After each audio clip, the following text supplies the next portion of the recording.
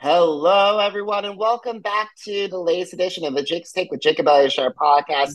I'm your host, Jacob Elyachar, the chief content producer and writer of jakestake.com, a pop culture entertainment news website. If you're listening to our conversation today, please give us a 5-star review. Please download this episode and future episode and previous episodes as well. I really appreciate it today. I am thrilled that today's guest is a director. His previous credits include River Runs Red, Hell on the Border, A Day to Die, and Atone. And you can see his latest film, Call Her King, on BET Plus, starting streaming on July 6th. So please help me welcome Wes Miller to the podcast. Hey, thanks for having me, Jacob. You're so welcome, Wes. Thank you so much for taking time out of your schedule to talk with me today. I appreciate it. Yeah, no problem, man. Enjoy it. All right, so let's start. So when did you get interested in the entertainment industry, and how did that passion evolve into the desire to pursue a career in film? You know, that could take us all day to answer, so I'll give us a quick short one, man. I practiced law for like 8 years, and I knew that wasn't my final call, man, and always loved film. Around the time DSLR started coming out, I picked up like a T3i and just started shooting, and then started writing. And then like around 2013, I had my first opportunity to get on set. Excuse me, and I actually fell in love with the process. Um, and then 2 years after that, I made the decision. I'm just going to pursue this full time. And so 2015, man, I walked away from the practice, sold my practice, and went all in with the filmmaking, man. And it's hard, but absolutely fell in love with it and love what I do every single day. And that's wonderful to hear, because the thing is, it's like if you're not happy at something that you dislike, even though it's paying your bills, you could leave that once you find your passion. And like at the same time, I love this. I've been doing some kind of journalism since, if you count college, since 2009. Oh, sweet. Yeah. Yeah, so I've been doing this for a very long time, and I Yeah. gotta say, it's once you find your passion, you go at it and make sure you have it. Yeah, man, and life is too short not to, man. That's kind of the dilemma I was facing. Because I was successful, successful as an attorney. I was a good trial attorney, but I would just go home empty, and it was just like, no, man, like this isn't it. And then that flame for the filmmaker came back. I was like, just kept brighter and brighter, and I was like, hey, man, you only live once. Like failure's not an option. Let's go, let's get it. And yeah, I had to take that leap, man. It was scary, but so glad I did. Alrighty, so let's talk about Call Her King. So, can you describe the film's origin story? So, like, how did you get the idea to write it, and how did it evolve from there? Yeah, so essentially after my last film, A Day to Die, I was, kind of thinking about what do I want to do next. And my producing partner had a relationship with a couple of execs over at BET. He put us together. We had like a general meeting, and I just got to know a little bit more about the BET and BET Plus brand on the sense of like what they're looking for. Being African American, BET has always been like a stalwart in our home for programming since I was a kid. So, I'm very familiar with that. But there's a different equation when you're, creating, movies, and I hate to use the word content, but yeah, when you're creating content for them. So I wanted to find out like what are they looking for, and so that we kind of had that talk. I went back and I put together a concept. I really wanted to do something that I could really like kind of sink myself into, that I would be excited to do. I just didn't want to just do something to check a box. So I really went back and just started thinking, and I was like, all right, it would be great to have a female protagonist in an action movie. I've done one like a long time ago where she was a lead, but I was like, it's time to let's keep that fresh. And so I came up with that, then a judge, and then I was like, all right, well, courtroom could be something contained because you got to, make it for a number. But I didn't want to, just do, a cabin in the woods kind of thing. I wanted, let's try to make it as big as possible. So courtroom, a courthouse, a building with multiple layers, and then like, what is the dilemma that they're facing? And then that's really when the story opened up. When I was like, all right, who, what is this character's flaws, Jada's flaws? Um, who is it that is the antagonist and why? And then when I started getting when those things started revealing themselves, I started getting excited about the story. And then that's when the characters came to life, man. And then, I sent it over to BET. They really loved it. And it got put on the fast track to get made. And here we are. Absolutely, absolutely. So I've watched your trailer a couple of times. I really thoroughly enjoyed it. One of the things that really stood out to me is the complex relationship between Judge Jada King, who's played by Notori Naughton, and Sean Samuels by Jason Mitchell. Jason Mitchell. So if you look at her, if you guys watch the trailer, she said one of the first things that she does is setting this guy to death. But Right. however, thanks to Sean's brother Gabriel, aka Black Caesar, who's a very well known crime lord, his interference, their lives are both and now intertwined. Can you preview to my with my audience and tell them how they are going to try to find common ground? Because being sentenced to death is something that is going to really test the relationship. Yeah, I mean, you hit it right on the head. That is the central relationship of the movie. And you know, you have a judge who's flawed, and a guy who may or may not be innocent, and she's responsible for having to make this decision. And you just kind of go on a journey where you uncover layers of each character, and why they're in the same room in the same space, and how they can work together to or not to get out of this or not. And it just leaves like questions. So, I felt like, you know, what kind of relationship can be mostly strained? A judge and a defendant. Like those are two totally different worlds, and mostly today they don't interact. So now these two people are put in a pressure cooker and forced to interact in a way that tests each of them, and their alliances and their emotional rigidity and flexibilities and all of that. So we do see that go into play. And like, I can't give much more because it'll kind of give it away, but you do, when you watch the movie, you do lean in and kind of figure out what's really going on. And when certain things are revealed, I think it's really illuminating for both characters. Absolutely, absolutely. And then you also have different sides of the brotherly line because you have Jason, you have Sean, and then you have Gabriel, Black Caesar. So it's not like for example, I would support my brother and Aaron no matter what happens. Right. But now you have a brother who's trying to come and save them, but now it's turned up three things turned upside down. Right. Yeah, and Lance Gross came in and just absolutely was magnificent in a role. You never really see him as a antagonist. He has a wonderful smile and is always, the nice guy. But I think he comes in, he brings in some of that quality, but he also brings in a very nice layer of complexity. Um, because, like, you're right. Like, generally, we would do anything for our family. Um, but what happens when you do anything for your family really causes you to upend the justice system and hurt people in the process? Like, how far are we willing to go to right or wrong?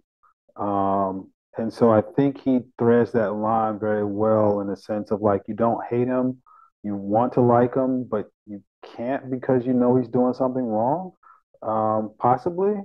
So yeah, I think he just really opens us up and welcomes us into him as a character, and I'm just excited for people to really like see the work that he put together. Absolutely. In addition to Lance and Naturi Naughton and Jason Mitchell, you also have Johnny Mesner, Nicholas Turturro, Tobias Tremblay, Garrett Kendricks, and Shaban Amistel. So, can you describe the process of selecting this incredible cast in my audience? Man, the casting was it was a great process, but we ultimately did come away with amazing cast. Like, so I've worked with Johnny before, so that was a relationship that I called on. Thought he would be perfect for the role, so I brought him in for like, the I'm not gonna say security, but he's like the federal agent, trying to help them out.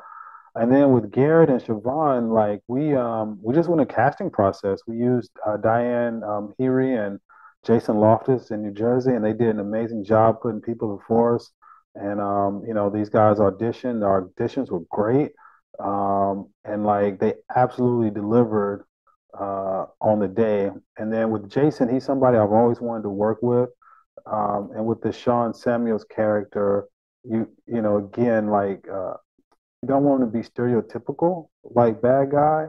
You do want to have an ambiguity in regards to who he is. And Jason is such a lovable guy that you want to believe in him, um, even though the facts may suggest that you can't. Awesome, awesome. So let's talk about like how are some of the challenges for this film that you and your production team face throughout the filming process? Because it looks like a courthouse. It looks like a courthouse, and it's definitely with that and with being in that kind of area and filming, and a lot of with especially with weapons and everything. It feels like there's a lot of federal protocols that have been activated if any of that chaos was taking place. Yeah, man, that was probably the biggest challenge is just logistically shooting because like we were in actual government buildings making the movie and they were wonderful. Like the people were great, you know, but with any government, there's a lot of layers of bureaucracy you have to go through and make sure this person's happy and that person's happy. Like they were great. Like it was great, but yeah, you know, you had to shoot after certain times because we did you know, our gun, we were blank firing guns, you know, so they're loud and they emit like shells. So like, you know, they were, you know, they trusted us and you know, we did them right. And then the courtroom itself is a historic courtroom. So, you know, we had to make sure we destroyed it without destroying it. And so like, you know, when you see things blow up in the courtroom, they're actually blowing up. You know, we augmented a little bit, but like, you know, they let us, you know, shoot the film, but you know, we wanted to make sure we were respectful for the, you know, to the locations, and we were. But yeah, it was a logistical, you know, I'm not gonna say it wasn't a nightmare, but it was definitely a lot of juggling, you know, that our AD had to do to, you know, make sure we get everything in. Absolutely, absolutely. And I gotta say that feels really good because I would if I was a director in a film working on a film project really work using historical building, I would be a little bit tense because number one, it is the federal government building, and number two, you don't want any of those blanks to go here and like all of a sudden you have cops like the authorities and the media showing up. Yeah, no, so you what you do is like you give like so we work closely with like law enforcement. So like in our building, the sheriff's department was there, so they would give an all call out like, hey, you know, if you hear any calls coming in, this is what's happening. So you got that. I think one time the fire department did come out because the fire alarm went off. Um, you know, because you know you use a lot of atmosphere and stuff. But that was probably the worst thing that happened. But yeah, man, you know you don't want to leave blanks laying around because if a government employee sees it, they don't know it's a blank shell. It looks like a regular, you know, bullet shell. So then you know everything might go high alert. We're like, hey, we got you know terrorists in the building or something. So you know you want to be responsible and make sure cleanup was 100%. But like, yeah, man, like it was a logistically, you know, it was challenging, but in a good way.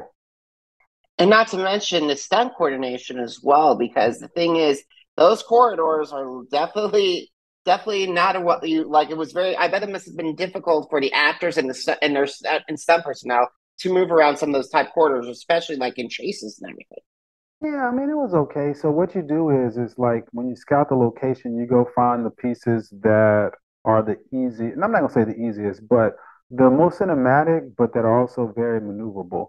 Um, so yeah, so by the time we started, you know, prep was really huge, and so just making sure like we were in the right locations. Anything that might be challenging, we addressed it. But yeah, my stunt coordinators, Felix and Yachty, like, you know, were just really, really great to work with. I feel like, you know, the action, you know, is really, really strong. Like, you know, we really wanted, we didn't want the action to feel hampered because of, you know, it's a quote unquote smaller film. We wanted to feel just as big as any other film that comes on the big screen. So we really went all in to make sure the choreography was great, shot it well, you know, made sure it was wrapped in the dramatic beats of the story and not just, you know, gratuitous fights. And so, yeah, man, so yeah, so yes, there were little challenges, but dealing with it through prep and making sure it's part of the story just really helped. And that's always great news. So we got to start winding down our conversation. So why should my audience watch and go watch Call Her King? Color King is a very fun action film, man. Like I think at the end of the day, when we make these movies, the hope is to entertain. It's a very entertaining film, very engaging characters, really great action set pieces, some very strong, dramatic beats. And there's also, something to be said in the movie. The reason, why a lot of this stuff is happening, and is something that could always lend itself to be a Monday morning cooler conversation. Um, yeah, I think that's it, man. And like, I love seeing women in strong positions, man. If you like to see, women lead movies and action movies and be stars, like this is a great movie. The performances are great. It's just a cool film all around, man. And that's amazing. So, last question: are you ready? Yes, I'm ready. All right. So, Wes, where can my audience find your fine Color King beside, in addition to BET Plus, but also where can they find some of your films? And also, if you're on social media, where can my audience connect with you? Yeah, so on social media, I'm primarily on Instagram, and they can find me at I am Wes Miller. Um, I'm not as active as I should be, but I'm pretty active. So I'm there, and then with my movies, man, you can find A Day to Die, like it's on Hulu. River Runs Red, I think, is on Peacock and Tubi at this point. Let's see, Atone, it's out there somewhere. I think, who? No, it's on All Black.